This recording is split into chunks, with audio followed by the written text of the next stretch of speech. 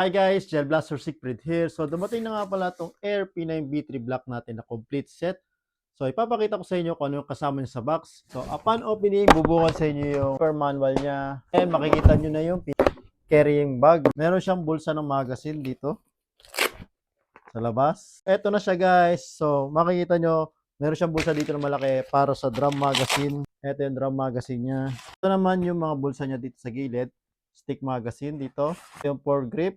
11 volts battery, charger, dalawang pack ng hard gel, rear and front sight, holographic sight na umilaw, paper target. Dito nyo malalaman kung naka-metal gearbox yung ARP9 nyo kapag naka-metal yung trigger. Yan, metal yan guys, yung silver color yan kasi yan din yung kulay ng gearbox. So, ito na yung itsura niya kapag nakakabit na yung drum magazine. So, hindi ko na muna nilagay yung mga railings. Quick review lang ito guys.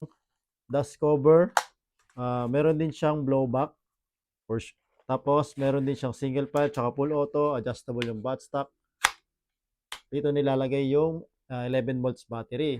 Mga FPS ito siguro mga 280 to 300 FPS. So, parang siya yung pinakamalakas natin when it comes to TG series. Ang ganda dito guys is ready for competition na siya kasi kumpleto na siya.